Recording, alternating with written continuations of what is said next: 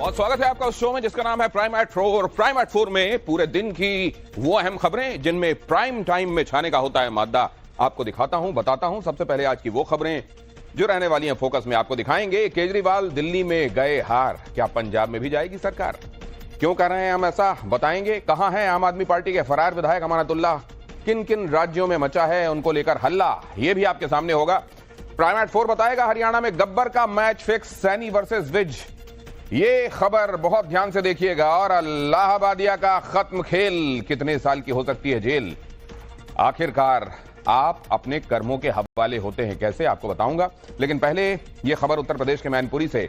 मैं नर्म नहीं पड़े अनिल विज के तेवर, बीजेपी हाईकमान के नोटिस का जवाब दिया। अनिल विज ने 8 पन्नों में दिया नोटिस का जवाब। विज ने कहा, मैंने ठंडे पानी से नहाकर खाना खाकर समय से पहले जवाब लिखकर भेजा है। हरियाणा सरकार में मंत्री और 7 बार के विधायक अनिल विज के तेवर नर्म नहीं पड़े हैं। उन्होंने बीजेपी के नोटिस का जवाब दे दिया है। सीएम नायब सिंह सैनी को लेकर दिए गए उनके बयानों पर पार्टी की तरफ से अनुशासनात्मक नोटिस दिया गया था, जिसका विज ने 8 पेजेस में जवाब दिया है। घर गया, ठंडे पानी से नहाया, रोटी खाई और बैठकर मैंने जवाब लिख दिया। रात मैंने समय से पहले 3 दिन का समय दिया गया था, मैंने जवाब भेज दिया है। मैंने उसमें ये भी लिखा है कि अगर किसी और बात का आपने जवाब चाहिए तो मुझे दे दें, वो भी मैं लिख के दे दूंगा। जितना मैं याद कर सका, जितना मैं सोच सका, वो मैंने लिख के दे दिया। दिया कि विवादित टिप्पणी को लेकर यह बड़ी खबर। इंडियाज गॉट लेटेंट शो में विवादित बयान के खान के दिल्ली के बाहर छिपे होने की जानकारी सामने आई है। अमानतुल्लाह के पंजाब या हिमाचल में छिपे होने का शक है। अमानतुल्लाह पर दिल्ली पुलिस को स्पेशल इनपुट्स मिले हैं। दिल्ली पुलिस को यह पता चला है कि अमानतुल्लाह खान दिल्ली में नहीं है। सरकारी काम में बाधा डालने, एक आरोपी को गिरफ्तार करने गई पुलिस को वहां से भगाने का आरोप है। और वो आरोपी जिसको पकड़ने पुलिस गई थी उसको बचाने और उसको आखिरकार भगा देने का आरोप अमानतुल्लाह खान पर है। दिल्ली से बाहर होने की खबर के बीच अमानतुल्लाह का दावा, अमानतुल्लाह ने कहा कि ओखला में हूं, कहीं भागा नहीं। अमानतुल्लाह ने दिल्ली पुलिस को लेटर लिखकर कहा कि वो अपने विधानसभा में हैं। अमानतुल्लाह पर एक अपराधी को पुलिस की गिरफ्त से भगाने और पुलिस से बदसलूकी के आरोप हैं। और अमानतुल्लाह खान पर भारतीय जनता पार्टी हमलावर है। बीजेपी का आम आदमी पार्टी पर निशाना। आप में अपराधियों को शरण देने का रिवाज, कानून से बच नहीं पाएंगे अमानतुल्लाह खान। अमानतुल्लाह खान आपराधिक चरित्र के आदमी हैं। पहले भी उन पर कई मुकदमे चल रहे हैं जहां बार बार वो कानून के साथ खेलने की कोशिश करते हैं। लेकिन इस बार ये उनको महंगा पड़ने वाला है, क्योंकि जिस तरह का कृत्य उन्होंने किया है कि हत्या के आरोपी को, जिसको कोर्ट का ऑर्डर है गिरफ्तार करने का, उसको बचाने की कोशिश उन्होंने की है। कानून अपना काम करेगा, लेकिन ऐसे लोगों को कानून सख्त से सख्त सजा दे, ऐसा हम निवेदन करते हैं। केंद्रीय वित्त मंत्री निर्मला सीतारमण कल लोकसभा में न्यू इनकम टैक्स पेश कर सकती हैं। बिल को पेश करने के बाद इसे लोकसभा की सिलेक्ट कमेटी के पास चर्चा के लिए भेजा जाएगा। पिछले हफ्ते शुक्रवार को न्यू इनकम टैक्स बिल को मोदी कैबिनेट की बैठक में मंजूरी दी गई थी। माना जा रहा है कि इस बिल के कानून बनने से इनकम टैक्स रिटर्न फाइल करना और भी आसान हो जाएगा। आपको बता दें कि फरवरी को अपने बजट भाषण के दौरान वित्त मंत्री सीतारमण ने न्यू इनकम टैक्स बिल लाने की बात कही थी। ऑल इंडिया मुस्लिम जमात के राष्ट्रीय अध्यक्ष मौलाना शहाबुद्दीन रिजवी ने वक्फ संशोधन बिल पर गठित जेपीसी की रिपोर्ट को जल्द से जल्द लागू करने की अपील की है। अब मेरा भारत सरकार से मुतालबा है कि इस रिपोर्ट को जल्द से जल्द लागू किया जाए और पार्लियामेंट से पास करके इसको नाफिजुल अमल किया जाए। मौलाना ने कहा कि जेपीसी ने वक्फ संशोधन बिल पर जो रिपोर्ट पेश की है उसे जल्द से जल्द अमल में लाया जाए, ताकि वक्फ के नाम पर हो रही मनमानी को रोका जा सके और वक्फ की आमदनी को भलाई के काम में लगाया जा सके। आप विधायक अमानतुल्लाह खान की मुश्किलें बढ़ती जा रही है। एक तरफ दिल्ली पुलिस अमानतुल्लाह खान की तलाश में जुटी है और क्राइम ब्रांच की टीम लगातार छापेमारी कर रही है, वहीं दूसरी तरफ अमानतुल्लाह को लेकर सियासी बयानबाजी भी तेज हो गई है। इनका चरित्र दिल्ली की जनता के सामने आ रहा है। जिस प्रकार गुंडई करी, जिस प्रकार आपने कोरोना काल में भी देखा होगा, कोरोना काल में रोहिंग्या मुसलमानों को और बांग्लादेशियों को स्पेशल 10-10 हजार रुपए इन्होंने दिए, राशन दिया, और जो हिंदू वोटर थे उनको इन्होंने कुछ मुहैया नहीं कराया। इनका दोहरा चरित्र दुनिया के सामने नजर आ रहा है और ये गुंडा प्रवृत्ति के लोग हैं, ये अराजक भी लोग हैं। सुना आपने, रवि नेगी ने अमानतुल्लाह खान को असामाजिक तत्व करार दिया है। अब आपको बता दें, आप विधायक पर भीड़ इकट्ठा करने, माहौल को बिगाड़ने की कोशिश करने के साथ दंगा और संगठित अपराधों से जुड़ी धाराओं में आरोपी बनाया गया है। नेशनल कॉन्फ्रेंस के अध्यक्ष फारूक अब्दुल्ला ने एक बार फिर जम्मू कश्मीर को पूर्ण राज्य का दर्जा देने की बात कही है। दरअसल जम्मू कश्मीर की सुरक्षा पर उठ रहे सवालों के बीच आंध्र प्रदेश के उप मुख्यमंत्री और जनसेना पार्टी के अध्यक्ष पवन कल्याण ने आज से केरल और तमिलनाडु की 3 दिवसीय तीर्थ यात्रा शुरू की। इसको लेकर पवन कल्याण ने कोची हवाई अड्डे पर उतरने के बाद श्री अगस्त महर्षि मंदिर पहुंचे और पूजा अर्चना की। इस दौरान पवन कल्याण ने तिरुपति मंदिर में हुए लड्डू विवाद को दुर्भाग्यपूर्ण बताया। आपको बता दें, पवन कल्याण की ये यात्रा उनके सनातन धर्म परीक्षण मिशन के हिस्से के रूप में देखा जा रहा है। गुरुवार और शुक्रवार को पवन कल्याण तमिलनाडु के कई मंदिरों में जाने का कार्यक्रम है। दिल्ली में सरकार बनाने से पहले एक्शन में भारतीय जनता पार्टी यमुना की सफाई को लेकर बड़ी तैयारी हो रही है। यमुना की सफाई के लिए खास योजना पर काम शुरू हो रहा है। यमुना रिवर फ्रंट बनाए जाने की तैयारी है। इसके लिए साबरमती रिवर फ्रंट बनाने वालों से संपर्क किया जा रहा है।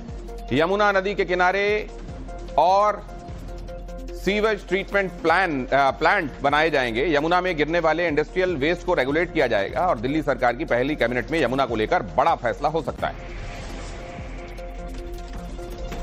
और पंजाब सरकार को लेकर भारतीय जनता पार्टी ने बड़ा दावा किया है। बीजेपी सांसद योगेंद्र चंदोलिया का बयान, पंजाब की सरकार जाने वाली है। अरविंद केजरीवाल की जो ईमानदारी की छवि थी, शराब घोटाला और दिल्ली की जनता ने पेन घोटाला, बटन घोटाला और जल बोर्ड का घोटाला, दिल्ली की जनता ने उसको यहां से विदा कर दिया और निश्चित तौर पर पंजाब की सरकार जाने वाली है, ऐसा खबरों से बातचीत में पता लगता है। और दिल्ली में सीएम के नाम पर सस्पेंस जारी है। मनजिंदर सिंह सिरसा का बयान, राष्ट्रीय अध्यक्ष जी से मिलेंगे सभी विधायक, राष्ट्रीय नेतृत्व तय करेगा सीएम का नाम। सभी विधायक माननीय राष्ट्रीय अध्यक्ष जी से अगले 2 दिन में मिलेंगे। सबको होता है नहीं जीतने के बाद कि हम जाके अपने राष्ट्रीय नेतृत्व से मिलें, तो सबको मिल रहे हैं। इसके कोई सस्पेंस वाली बात है नहीं है। जहां तक सीएम की बात है, हमारे राष्ट्रीय नेतृत्व बैठेगा, प्रधानमंत्री जब वापस आएंगे और उसमें वो तय करेंगे। इसमें कोई ना सस्पेंस होता है, हमारी पार्टी में ऐसा कोई है ही नहीं है, सबको पता है। और सीएम के नाम को लेकर आम आदमी पार्टी ने भारतीय जनता पार्टी को घेरा। प्रियंका कक्कड़ ने दिया बड़ा बयान, बीजेपी में गुटबाजी के सीधे संकेत, 10-10 की टुकड़ी में गुट मिल रहे हैं। सीएम की लड़ाई में दिल्ली की जनता पिस रही है। दिल्ली में लंबे लंबे पावर कट होने शुरू हो गए। गुटबाजी के सीधे संकेत हैं। 10-10 की टुकड़ी में गुट मिल रहे हैं क्योंकि ये डिसाइड नहीं कर पा रहे, आपस में इनसे डिसीजन नहीं हो पा रहा कि सीएम कौन बनेगा। इनके आपस में लड़ाई चल रही है, पर इस सारी लड़ाई में दिल्ली की जनता क्यों पिसे? कल खबर आ रही थी कि दिल्ली में लंबे लंबे पावर कट्स लगे हैं कुछ जगह पर। इनको जल्दी से अपना सीएम नियुक्त करना चाहिए, आपसी लड़ाइयां बंद करके, और दिल्ली की गवर्नेंस पर ध्यान देना चाहिए।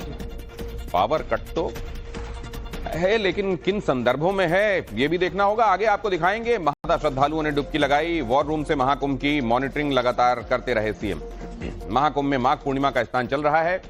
प्रयागराज में जबरदस्त भीड़ है। संगम से 10 किलोमीटर चारों तरफ श्रद्धालु दिखाई दे रहे हैं। प्रशासन के मुताबिक सुबह से अब तक करीब 2 करोड़ लोग स्नान कर चुके हैं और ये अनुमान है कि आज 2.5 करोड़ लोग डुबकी लगाएंगे। श्रद्धालुओं पर हेलीकॉप्टर से 25 क्विंटल पुष्प वर्षा की गई है। इधर लखनऊ में सीएम योगी सुबह 4 बजे से मुख्यमंत्री आवास पर बने वॉर रूम से महाकुंभ की मॉनिटरिंग कर रहे हैं। महाकुंभ में कल्पवासियों का आज आखिरी स्नान है। अब तक संगम में कितने श्रद्धालुओं ने डुबकी लगाई ये भी जल्दी से आप देख लीजिए। 13 जनवरी को इससे पहले 1 करोड़ 65 लाख श्रद्धालुओं ने स्नान किया और उसके बाद 14 जनवरी मकर संक्रांति पर 3 करोड़ लोगों ने आस्था की डुबकी लगाई थी। महाकुंभ का सबसे बड़ा स्नान मौनी अमावस्या, 8 करोड़ लोगों ने इस दिन स्नान किया। 3 फरवरी वसंत पंचमी के दिन करीब 3 करोड़ लोगों ने डुबकी लगाई और आज माघ पूर्णिमा पर स्नान जारी है। सुबह से अब तक 2 करोड़ लोग स्नान कर चुके हैं।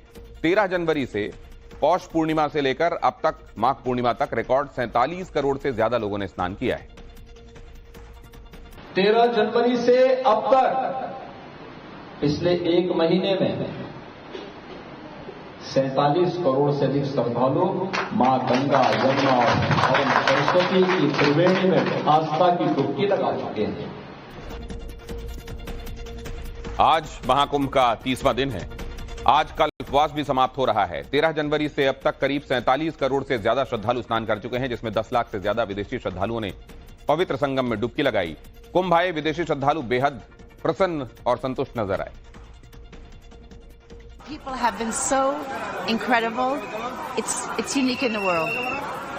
It's an honor to be here. Unbelievable experience. I'm so proud to see it. It's unbelievable. Beautiful. It's fantastic. The crowd, the people, so friendly, so beautiful, so amazing.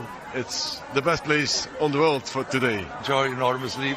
It's a wonderful place to be, and amazing what we're seeing here, the bathing, and now sun will be coming up, and so we went up early to see what's happening here. From Belgium with my friends, it's really a great experience being here.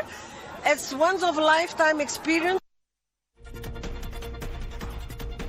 Prayagraj के बाद काशी में उमड़ी भारी भीड़। सड़क, मंदिर, घाट सब जगह भीड़ ही भीड़ नजर आ रही है। मंदिर के बाहर श्रद्धालुओं का तांता लगा हुआ है और इस वक्त काशी में जन सैलाब दिखाई दे रहा है। काशी विश्वनाथ मंदिर के बाहर श्रद्धालुओं का तांता है। महाकुंभ के स्नान के बाद श्रद्धालु सीधे काशी पहुंच रहे हैं। हमारे संवाददाता आशुतोष ने ये रिपोर्ट आप तक भेजी है। इस वक्त हम महादेव के सबसे बड़े दरबार यानी काशी विश्वनाथ धाम के अंदर मौजूद हैं और आप तस्वीरों में देखिए कि किस तरीके से कितनी संख्या में जो श्रद्धालु हैं वो यहाँ पर पहुंचे हुए हैं। पिछले 1 महीने के दौरान लगभग 1.5 करोड़ जो श्रद्धालु हैं वो बाबा के दरबार में पहुंचे हैं और उन्होंने बाकायदे आशीर्वाद लिया, दर्शन पूजन किया। और अभी भी फिलहाल देखिए तस्वीरें 5 से 6 ये लाइन है, खचाखच ये पूरा का पूरा जो मंदिर परिसर है वो भरा हुआ है। पिछले 30 दिनों में करीब 1.5 करोड़ से ज्यादा श्रद्धालु बाबा के दर्शन के लिए पहुंचे हैं। नवभारत से बात करते हुए काशी विश्वनाथ मंदिर के सीईओ विश्वभूषण मिश्रा ने क्या कहा, सुनिए। हमारे साथ बातचीत के लिए मौजूद हैं काशी विश्वनाथ धाम के मुख्य कार्यपालक अधिकारी विश्वभूषण मिश्रा जी। सर, प्रयागराज में रिकॉर्ड बन रहा है और एक रिकॉर्ड काशी में भी बन रहा है। जी, श्रद्धालुओं की जो यहाँ बहुत बड़ी संख्या आई हुई है काशी में इस समय, उसको हम देख सकते हैं। कुंभ प्रारंभ होने से लेकर अभी कल 1 माह पूरा हुआ है। 12 तारीख से 13 के एक दिन पहले से अगर हम लोग जोड़ेंगे तो लगभग 1 करोड़ 47 लाख 48 लाख के आसपास लोग आ चुके हैं। तो 1.5 करोड़ की संख्या में श्रद्धालुओं का आना पहली बार इस धाम में हुआ है। महाकुंभ से बनारस लौट रहे हैं साधु संत। धूमधाम से निकली जूना अखाड़े की पेशवाई के दौरान बाबाओं ने लहराया भाला। परंपरा है कि हर कुंभ के बाद साधु सन्यासी प्रयागराज से काशी लौटते हैं और अखाड़े में स्थापित होते हैं। इसी का पालन करते हुए प्रयागराज महाकुंभ में स्नान के बाद अखाड़ों की वापसी होने लगी है। आज जूना अखाड़े की पहली पेशवाई निकाली गई। यहाँ तस्वीरों में आप देख रहे हैं।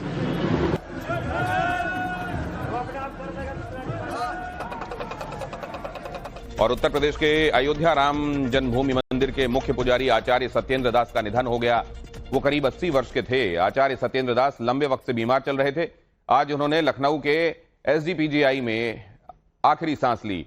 दोपहर 12 बजे अयोध्या में उन्हें जल समाधि दी जाएगी। लोग उनके भक्ति और समर्पण को याद कर रहे हैं। मुख्यमंत्री योगी आदित्यनाथ ने सत्येंद्र दास के निधन पर शोक जताते हुए कहा कि ये आध्यात्मिक जगत के लिए अपूरणीय क्षति है।